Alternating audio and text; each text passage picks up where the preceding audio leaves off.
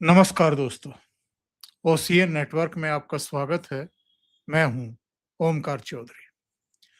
ममता बनर्जी और अभिषेक बनर्जी को झटके पर झटके लग रहे हैं। अभिषेक बनर्जी विदेश जाना चाहते थे। विदेश जाना चाहते थे या विदेश भागना चाहते थे, क्योंकि बहुत सारे मामलों में अब तलवार बिल्कुल उनके सिर पर लटक गई है।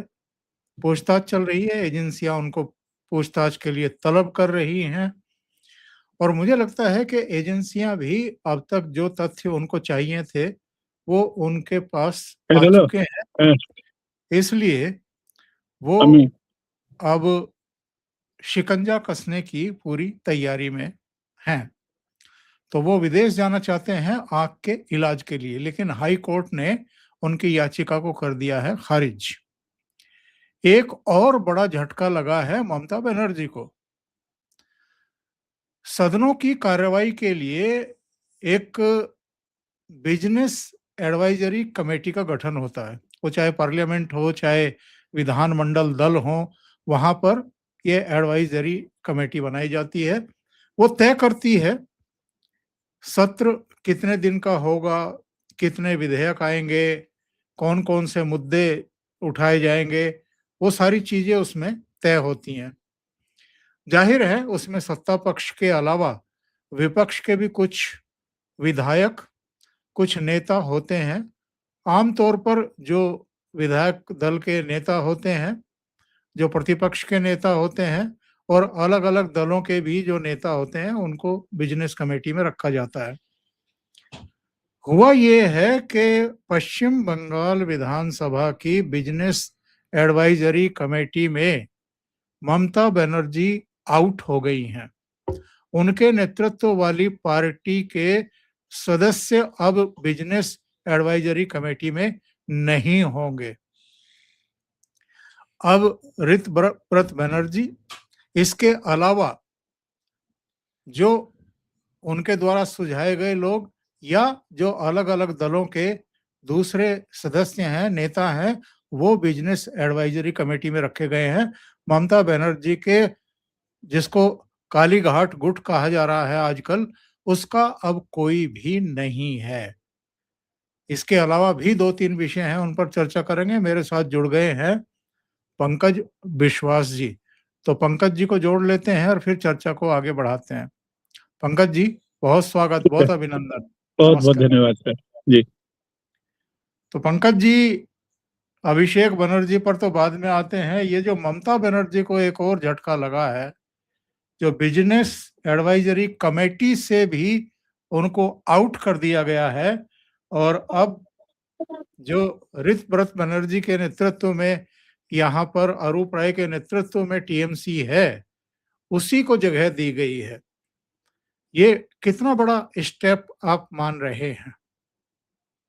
सर देखिए, एक पर एक झटका ममता बनर्जी को लगता जा रहा है। उनकी जिसकी हम आशंका कर रहे थे वही हो रहा है कि उनकी पार्टी उनके हाथ से पूरा निकलता हुआ एकदम, अब तो पूरा निकल ही गया है समझिए। ममता बनर्जी को सिर्फ उन्होंने पद पे तो रखा है, जस्ट एडवाइजर के तौर पे। अभिषेक बनर्जी को तो निकाल ही दिया है। तो ये बिजनेस एडवाइजरी कमेटी हो गया या पीपल्स अकाउंट्स कमेटी है, पीएसी है, या जितने भी कमेटी है, वहां सब जगह ऋतव्रत बनर्जी की ही पकड़ इसलिए बन रही है क्योंकि ऋतव्रत बनर्जी के पास ही तृणमूल कांग्रेस का जो पावर है, सबसे बड़ा गुट या सबसे बड़ा पावर उनके पास है। तो इसी की वजह से उनको ये कह सकते हैं एक तरीके से ये फेवर इसलिए किया जा रहा है क्योंकि उन्हीं के पास एक्चुअली टीएमसी का जो कमांड है, टीएमसी का जो वो सारा दारोमदार उन्हीं के ऊपर अब है। ममता बनर्जी के पास तो 2-4 विधायक बचे हैं और राज्यसभा के सांसद, उनका तो पता नहीं लग रहा है कि कौन किस साइड में अभी। अटकलें लगाई जा रही है कि ज्यादातर उनमें से रिजाइन कर देंगे, लेकिन जब तक रिजाइन नहीं करते हैं तब तक तो कहा नहीं जा सकता है। और सांसदों का सबसे बड़ा धरा जो है वो तो पूरी तरीके से ममता बनर्जी के कंट्रोल से ही बाहर, और पार्टी से भी वो बाहर हो चुके हैं। ऑफिशियली अभी भी वो नहीं हुआ है, लेकिन प्रक्रिया चल रहा है। तो स्वाभाविक तौर पे जिसके पास विरोधी सत्ता का या विरोधी पार्टी का जो सबसे बड़ा पावर सेंटर जो है, ऋतव्रत बनर्जी, स्वाभाविक है कि उनको ही ये मिलेगा। तो ये ममता बनर्जी के पास जो आखिरी जो दांव था, पार्टी का कमान या पार्टी के मुखिया के तौर पर जहां-जहां भी उनकी नियुक्ति हो सकती थी या उनके लोगों को लिया जा सकता था, अब वो खत्म हो गया है। अब ममता बनर्जी सिर्फ उनका नाम जो है इतिहास के पन्नों में ही सिर्फ दर्ज रहेगा, इतिहास में उनको याद किया जाएगा।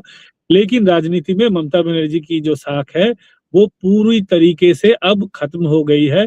सिर्फ एक चीज़ सामने है कि ममता बनर्जी के समय में उन्होंने जितने घपले किए हैं, जितने स्कैम किए हैं, ममता को छोड़ के अभिषेक के ऊपर इतने दिनों पर टारगेट किया जा रहा था या उनका नाम आगे आ रहा था।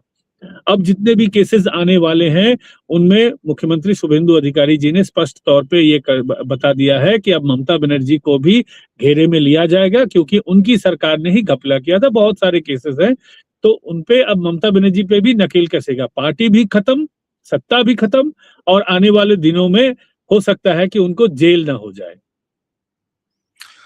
चूंकि नेता प्रतिपक्ष हैं सदन में ऋत बैनर्जी, तो जाहिर है बिजनेस एडवाइजरी कमेटी में वही होंगे।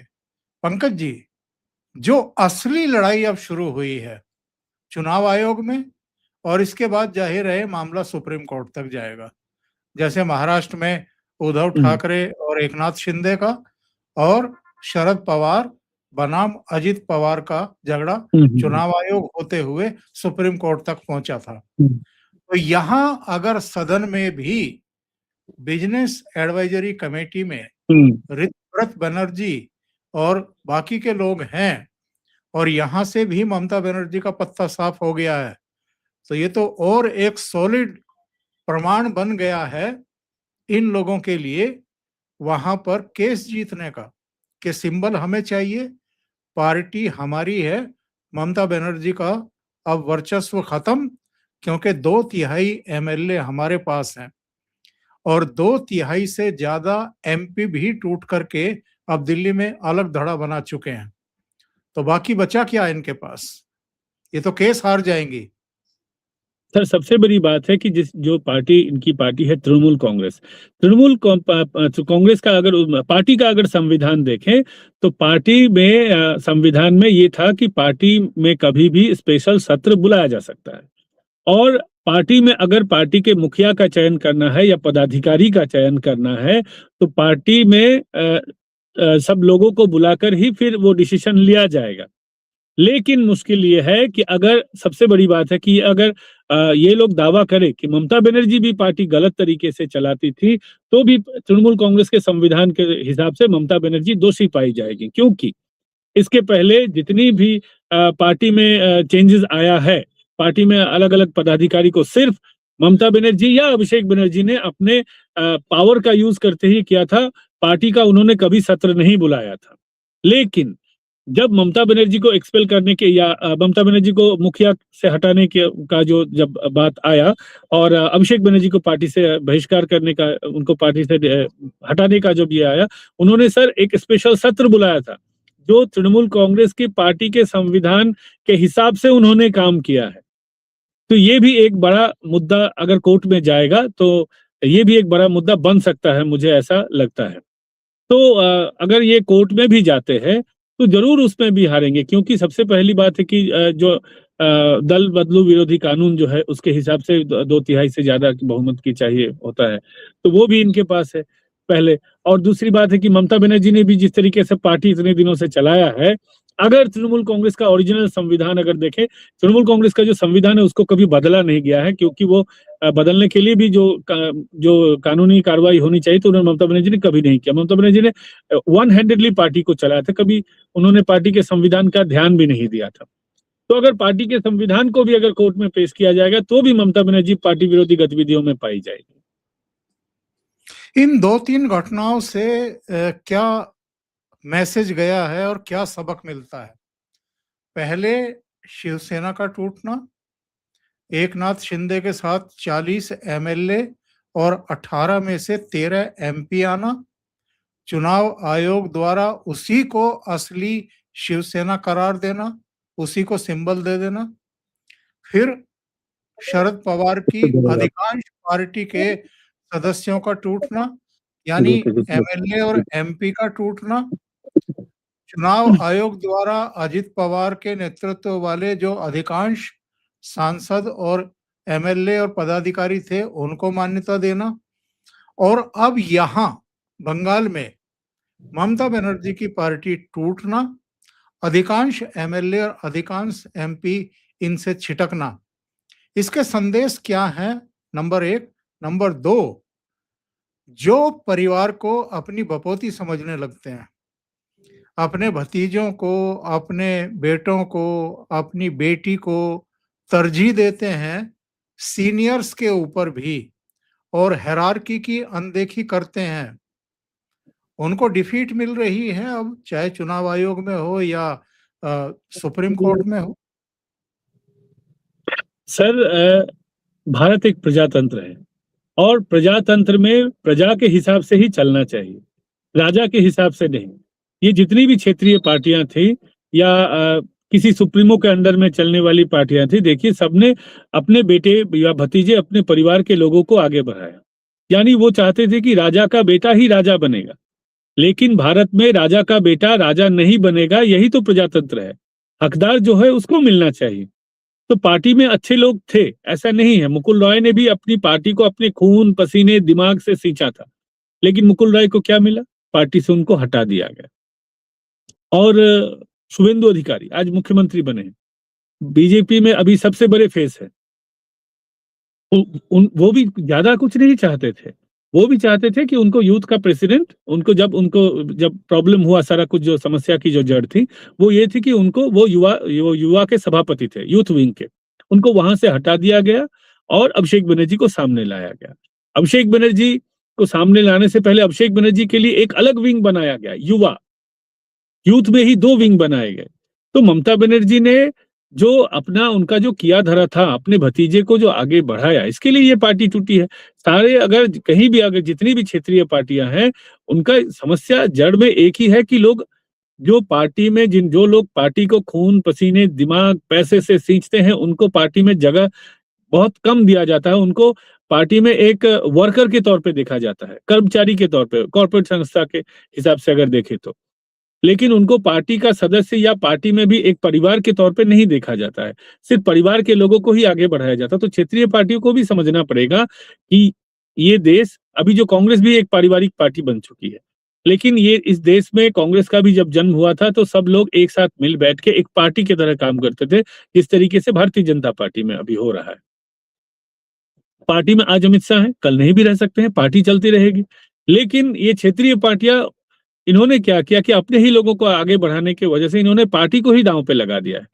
आज अगर ममता बनर्जी मुकुल रॉय को आगे बढ़ाती, अगर मुकुल रॉय को सही सम्मान देती, शुभेंदु अधिकारी को देती, सजल जी जैसे लोगों को देती, तो पार्टी को पार्टी की तरह अगर चलाती, तो आज ये हालत नहीं होती। पार्टी को उन्होंने एक परिवार या अपना प्रोडक्ट के तौर पे या अपनी कंपनी के हिसाब से चलाया। तो संदेश तो साफ है, जनता यही बता रही है इनको सत्ता से हटा के, इन पार्टियों को, कि प्रजातंत्र में प्रजा को महत्व दीजिए। जो लोग पार्टी ठीक तरीके से चला सकते हैं, जिनके ऊपर पार्टी का दारोमदार होना चाहिए, वो एक बात है। सबसे बड़ी बात है कि उन्होंने सरकार भी चलाया उसी हिसाब से, सरकार भी उन्होंने मनमानी करके चलाया है, सरकार भी उन्होंने ठीक तरीके से चलाया नहीं। ममता बनर्जी के जितने भी प्रोजेक्ट हैं, एक भी प्रोजेक्ट सफेद नहीं है, सब में दाग है। ममता बनर्जी बीजीबीएस करती थी, 350 करोड़ का घपला जो है सामने आया है, 354 करोड़ का। और सिर्फ बीजीबीएस नहीं, ममता बनर्जी का जितना भी फंक्शन है, मैं आपको सर एक स्कूप देता हूं, और ये आने वाले दिनों में ये भी केस बनेगा, मैं गारंटी के साथ कहता हूं। ममता बनर्जी कोलकाता फिल्म फेस्टिवल करती थी हर साल, कोलकाता इंटरनेशनल फिल्म फेस्टिवल। ये कोलकाता इंटरनेशनल फिल्म फेस्टिवल में भी आयोजक जो संस्था था, बिना टेंडर के पसंद के लोगों को दिया गया, उसमें भी करोड़ों का घपला हुआ है। वो भी मुख्यमंत्री जी बहुत जल्द इसके बारे में भी आपको बोलते दिखेंगे। और सबसे बड़ी बात है, एक जमाने में एक पत्रकार ममता बनर्जी के बहुत करीबी थे, मीडिया एडवाइजर थे, उनको जबरन वहां पे सिग्नेचर करवाया गया था कि आपको सिग्नेचर करना है, और करोड़ों का पैसा ममता बनर्जी ने एक गलत तरीके से की एक संस्था को, उसमें वहां पर उनको मिला था ममता बनर्जी के इन्फ्लुएंस पे। इस तरीके से ममता बनर्जी का जितना भी प्रोजेक्ट है, मिड डे मील से लेकर जितना भी आवास प्रकल्प है, सब ममता बनर्जी ने उसमें सिर्फ लोगों को पैसा वहां पे उनको गलत तरीके से इसमें सब स्कीम में जितने भी प्रोजेक्ट है सरकारी, सब में वो घपला हुआ है। और अभिषेक बनर्जी का तो अपना जो कारनामा तो है ही। तो अगर आप सरकारी पैसे को, जनता के पैसे को इस कदर लूटेंगे, जनता के पैसे को अपना प्रॉपर्टी, और ममता बनर्जी तो कहती थी बार बार, आपने सुना भी होगा, आमी दीची मतलब मैं दे रही हूँ। वो इस तरीके से बोलती है थी कि लगता था कि कालीघाट में उनके अपने से बैंक के लॉकर से या कालीघाट में अपने बिस्तर के नीचे से वो पैसा लेके दे रही है। पैसा तो जनता का था, हमारा टैक्स का पैसा है। तो ममता बनर्जी ने सत्ता भी जिस तरीके से चलाया, पार्टी भी उसी तरीके से चलाया। एक इलेक्टेड ऑटोक्रेट थी ममता बनर्जी, निर्वाचित थी वो। इलेक्शन भी किस तरीके से होता था अब तो जग जाहिर हो चुका है। तो इसी के वजह से ममता बनर्जी हो जाए या कोई भी पार्टी हो, क्षेत्रीय पार्टी, मायावती जी हो जाए या अखिलेश जी, सारी पार्टियों का सिस्टम तो वो किया धरा तो एक ही है। इसी के वजह से जनता आज इन पार्टी से अपना मुंह मोड़ रही है। हो सकता है 2-3 पार्टी, नई पार्टी आई है, जैसे तमिलनाडु में टीवी के आई है, तो उनके साथ एक्सपेरिमेंट जनता कर रही है। लेकिन आने वाले दिनों में कोई भी पार्टी अगर खुद को ऑटोक्रेट समझ ले या कोई भी नेता खुद को इलेक्टेड ऑटोक्रेट समझ ले, तो पब्लिक ज्यादा दिन तक उनको सहेगी नहीं। और देखिए क्या हश्र हुआ है, उद्धव ठाकरे को आज कोई पूछ नहीं रहा, शरद पवार को कोई पूछ नहीं रहा, और अब ममता बनर्जी और अभिषेक बनर्जी तो खैर कब गिरफ्तार हो जाएं कुछ कह नहीं सकता। ममता बनर्जी हो सकता है कुछ समय बाद कानून के शिकंजे में आए, लेकिन पूरी तरह अलग थलग अपनी पार्टी में भी और राष्ट्रीय राजनीति में भी। अभिषेक बनर्जी का बताइए, अभिषेक बनर्जी पर जितनी जांच चल रही है वो किस स्टेज में है? और हाई कोर्ट ने तो इनके विदेश जाने की कोशिशों पर एक तरीके से गाज ही गिरा दी है, इनकी याचिका खारिज कर दी। ये फास्ट ट्रैक तरीके से उस पर फैसला चाहते थे, शायद इसलिए कि जल्दी से जल्दी देश छोड़ करके आंख के इलाज के नाम पर विदेश भागा जा सके। सर, बीजेपी का ये कंप्लेन है या अभियोग है, बीजेपी के नेताओं का ये कंप्लेन है कि अभिषेक बनर्जी ने धीरे धीरे लिप्सन बाउंस, उनका जो मदर कंसर्न था, मदर कंपनी थी और उसका बहुत सारा सिस्टर कंसर्न था, तो थ्रू लिप्सन बाउंस इन्होंने पैसा विदेशों में पहुंचा दिया है पहले से। अभिषेक बनर्जी को ये पता था आज न कल सत्ता तो जाने वाली है, ये तो काल का नियम है, सत्ता तो जाएगी आज न कल, सबकी जाती है। तो उन्होंने पहले से ही इसको भांपते हुए धीरे धीरे पूरा पैसा जो है विदेशों में भेजा है। और जब वो भेज रहे थे, बहुत सारा ये न्यूज सामने आया कि उनकी एक स्पेशल फ्रेंड थी, लोग उसको रशियन गर्लफ्रेंड ऐसा कुछ बता रहे थे, तो स्पेशल फ्रेंड के थ्रू उन्होंने पैसा रशिया में जब भेजा वो भी सामने आया। फिर उन्होंने जब उनकी थ्रू वाइफ उन्होंने जब थाईलैंड पैसा भेजने की कोशिश की, वो भी सामने आया। उनका बिजनेस सिंगापुर में बताया जाता है। तो अटकलें बहुत सारे हैं, लेकिन ये तो सच है कि जहां धुआं उठ रहा है कहीं ना कहीं वहां तो सच्चाई तो जरूर है और उसका जांच भी हो रहा है। तो अभिषेक बनर्जी पहले से ही इसको भांपते हुए पैसा बाहर भेजना उन्होंने शुरू कर दिया था। जब उनको खतरा लगा, जब बीजेपी यहाँ जोर शोर से जब प्रचार करने लगी, जब बीजेपी यहाँ पावर में आने की कोशिश करने लगी, तो उनको भी समझ में आया कि देर सवेर सत्ता तो जाने ही वाली। तो अभिषेक बनर्जी को पता ही था कि आज न कल हमें भागना ही है, तो उन्होंने पैसा उधर पहुंचाना शुरू कर दिया।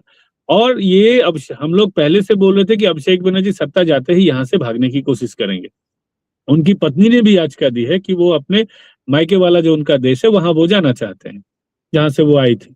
तो उनकी भी याचिका पे मुझे नहीं लगता कि अभी तक मंजूरी मिली होगी। तो अभिषेक बनर्जी, उनकी पत्नी, उनका पूरा फैमिली यहाँ से चले जाने के फिराक में है। उनकी पत्नी अपने मायके जाने के उनको कॉज दिखा रही थी कोर्ट में। अभिषेक बनर्जी अपने आंख का इलाज करने का कॉज दिखा रहे थे। कैसा आंख है जो 10 साल में ठीक ही नहीं हुआ, कैसा लोग तो बताते हैं कि अमेरिका में बहुत अच्छा इलाज होता है, जॉन हॉपकिंस बहुत बड़ा हॉस्पिटल है, लोग बताते हैं वहां करोड़ों में खर्चा आता है ट्रीटमेंट कराने में। तो अमेरिका का एक अस्पताल, इतना नामी अस्पताल में 10 बार दिखाने के बाद कैसा आंख है मुझे पता नहीं, ठीक क्यों नहीं हो रहा है। ये तो पूरा जो सिस्टम है सब समझ में आ रहा है जजेस को, इसलिए वो उनको भागने नहीं देना चाहते हैं।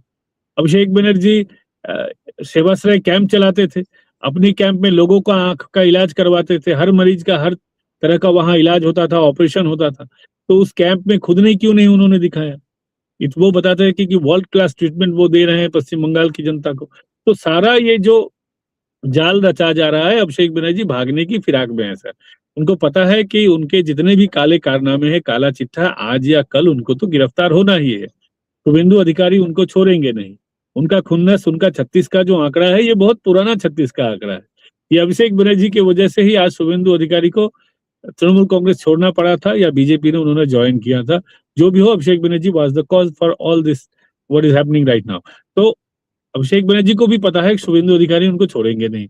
और जितना काला चिट्ठा था, जब शुभेंदु अधिकारी पावर में थे नहीं, जब लीडर ऑफ अपोजिशन भी जब नहीं बने थे, तब बीजेपी में आते ही एकदम पहली सभा में उन्होंने ये लिप्स एंड बाउंस और उनका जो जितना भी उनका थाईलैंड में बैंक अकाउंट था, उनका, उनकी वाइफ का, सारे बैंक अकाउंट में किस तरीके से पैसा जा रहा था, उन्होंने बीजेपी के पहले सभा में उन्होंने एकदम जनता को दिखाया था। दैट मीन्स कि शुभेंदु अधिकारी जी को तब से पता है कि अभिषेक बनर्जी क्या गुल खिला रहे हैं। तो अभिषेक बनर्जी को भी पता है जो आदमी उनके पीछे हाथ धो के पड़ा है उसको तो छोड़ेगा नहीं, इसलिए वो भागने की फिराक में। लेकिन मुझे नहीं लगता है कि कोर्ट उनको भागने देगी इतनी आसानी से। ये बहुत पुरानी मदद अब क्यों याद आ रही है महुआ मोइत्रा को कि मुझे टिकट नहीं मिला था, मैं रात भर रोई थी, मेरे आंसू आकर के शुभेंदु अधिकारी ने पूछे थे कि बहन परेशान मत हो, हम तेरे साथ हैं और मेरे दोस्त हैं। ये अलग बात है कि आज वो मुख्यमंत्री बन गए, बीजेपी में चले गए तो हमारा संवाद भी खत्म हो गया था। लेकिन उनकी जो प्रशंसा कर रही हैं मुक्त कंठ से बैठ करके बीबीसी के प्लेटफॉर्म पर, क्या है उनका भी मन डोल रहा है क्या? सर मुझे लगता है कि महुआ मोइत्रा को लोग जितना चालाक या जितना बुद्धिमान समझते हैं वो उतनी बुद्धिमती है नहीं, मुझे ऐसा लगता है। इसलिए लगता है कि वो पहले कांग्रेस में आई। कांग्रेस एक तृणमूल कांग्रेस की तुलना में कांग्रेस बहुत बड़ी पार्टी थी। वो कांग्रेस में या तो जगह नहीं बना पाई या उनको लगा कि बीइंग ए बंगाली तृणमूल कांग्रेस में जाना चाहिए। कांग्रेस जैसी बड़ी प्लेटफॉर्म को वो तृणमूल कांग्रेस में क्यों आई मुझे पता नहीं, आज तक मुझे तो कम से कम पता नहीं। फिर तृणमूल कांग्रेस में आई, फिर उन तृणमूल कांग्रेस में उनको बहुत समय लगा आने के बाद भी अपना एक वर्चस्व जमाने में। फिर जब हो भी गया, आज जब तृणमूल कांग्रेस सत्ता से चली गई है, तो तृणमूल कांग्रेस जो सत्ता से चली जा रही है, चली गई है, ममता बनर्जी का भविष्य एकदम खत्म है। उनको ये समझने में इतना दिन क्यों लगा? पहली बात, अगर लगता तो पहले ही या एनसीपीआई में वो चली जाती या पार्टी से अलग हो जाती या रिजिग्नेशन दे देती। लेकिन उनको अब लग रहा है कि देर हो गई है, ममता बनर्जी के साथ रहने में कोई फायदा नहीं है, इसलिए वो शुभेंदु अधिकारी जी का एक राग अलाप रही है, पहली बात। दूसरी बात यह है कि तृणमूल कांग्रेस के जितने भी नेता हैं, कोई दूध का धुला तो है नहीं। सबने बहुत गुल खिलाए हैं इन 15 सालों में, बहुत पैसा कमाया है, किस तरीके से कमाया है ये तो जनता को भी पता है। तो उनको अब ये भी डर सता रहा होगा कि जिस तरीके से अंडे पड़ रहे हैं, लोगों के ऊपर कार्रवाइयां हो रही हैं, हो सकता है कि अब उन्होंने क्या गुल खिलाया ये तो उनको पता होगा। हम लोगों को तो सिर्फ यही पता है कि उन्होंने अपना लॉगिन पासवर्ड बेच दिया था और उसके एवज में उन्होंने पैसा लिया था। तो जो इंसान अपना देश की सुरक्षा को बेच सकता है, वो और क्या-क्या उसने और क्या-क्या बेचा होगा वो तो उन्हीं को पता होगा, मुझे तो पता नहीं है। तो उनको लग रहा होगा कि उनपे भी गाज गिर सकती है। इसलिए अब शुभेंदु जी के नाम ले रहे हैं, त्राहिमाम त्राहिमाम कर रहे हैं कि शुभेंदु जी उनको बचा ले। अगर मीठी-मीठी बातें कहेंगे तो शुभेंदु जी, हो सकता है कि उनको लग रहा है कि शुभेंदु जी बहक जाएँगे, ये ठीक है चलो, ये मेरा नाम ले रही है, चलो इनको छोड़ देते हैं। लेकिन मुझे नहीं लगता है कि ये मीठी-मीठी बातों में शुभेंदु जी इतनी आसानी से फँसेंगे। कानूनी प्रक्रिया अगर कुछ होना होगा, तो वो जैसे कानून जिस तरीके से चलता है वो उसी तरीके से चलेगा, कानूनी कार्रवाई उसी तरीके से होगी। इससे फ़ायदा कुछ नहीं होगा। और मुझे और एक लगता है कि हो सकता है कि वो बीजेपी में आने की कोशिश कर रही हैं, लेकिन फिलहाल तो दरवाज़ा 2-3 महीनों के लिए बंद है। लाखों लोग, तृणमूल कांग्रेस के लाखों कार्यकर्ता बीजेपी में आने की कोशिश कर रहे हैं। अगर दरवाज़ा खोल दिया जाएगा तो तृणमूल कांग्रेस में एक आदमी नहीं रहेगा। कुणाल घोष जैसे लोग भी तृणमूल कांग्रेस को छोड़ देंगे फिर। तो इसीलिए मुझे लगता है कि कहीं न कहीं वो बहलाने-फुसलाने की किसी तरीके का कोशिश कर रहे हैं, लेकिन इससे क्या फ़ायदा होगा मुझे तो नहीं समझ में आ रहा।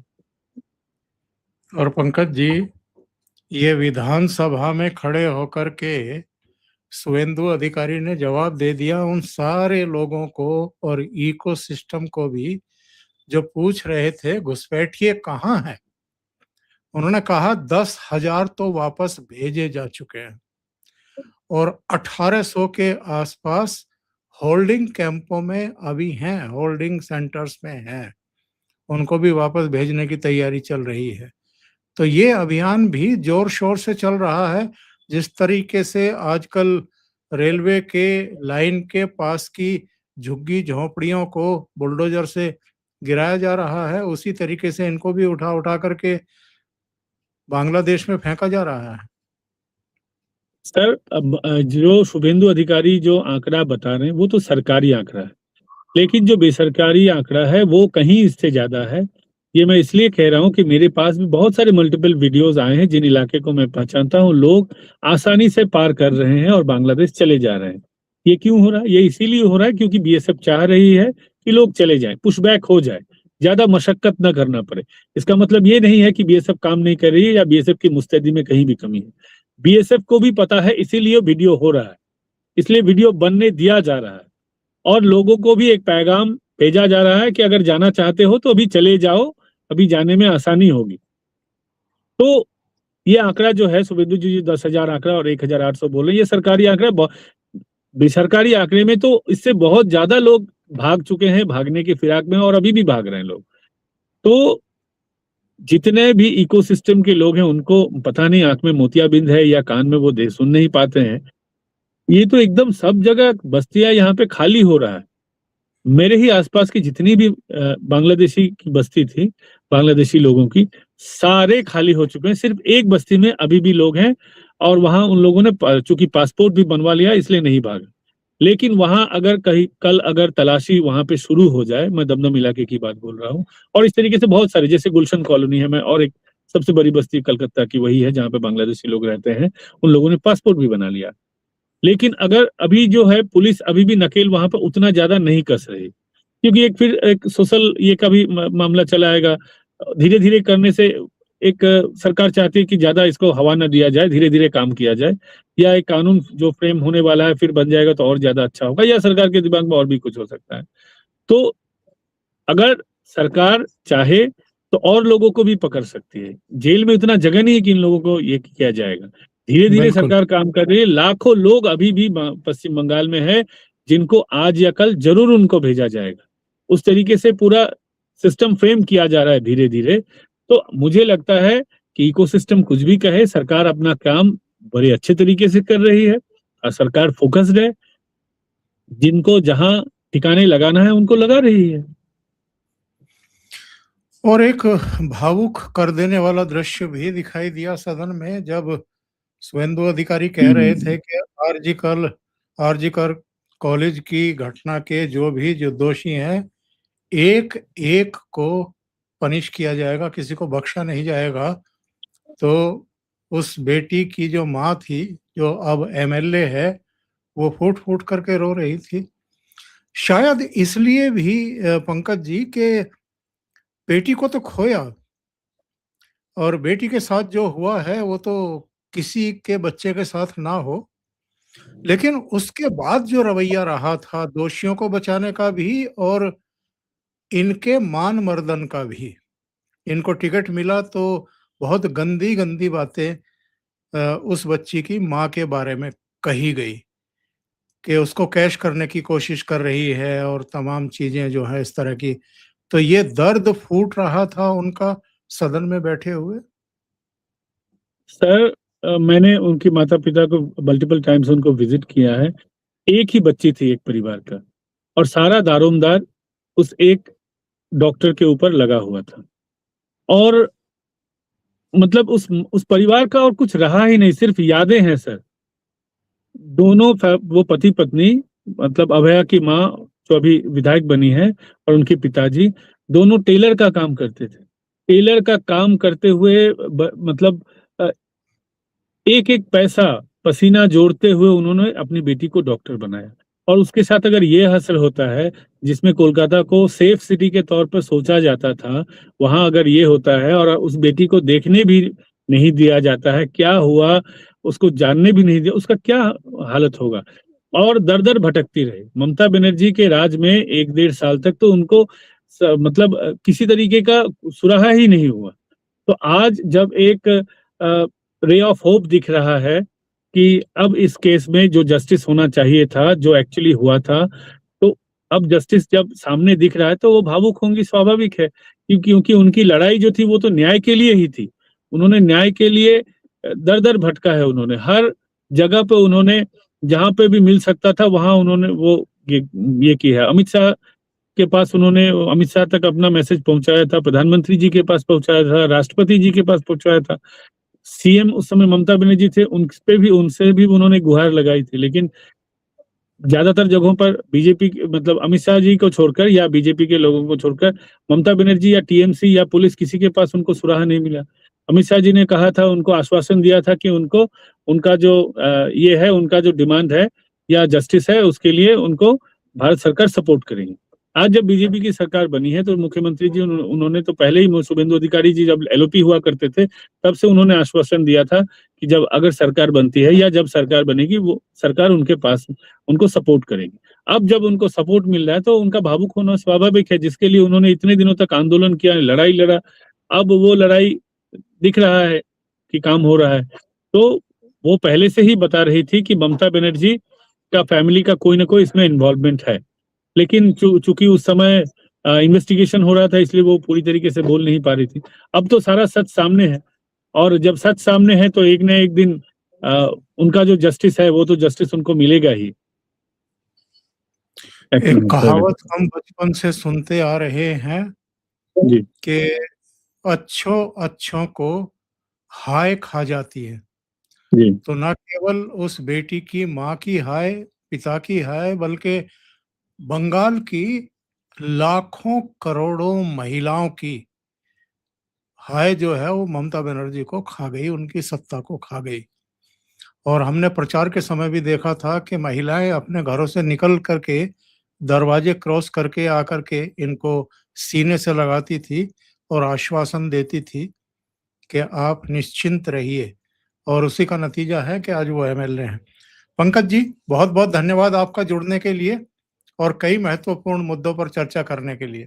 Thank you so much. बहुत नमस्कार। बहुत धन्यवाद। नमस्कार।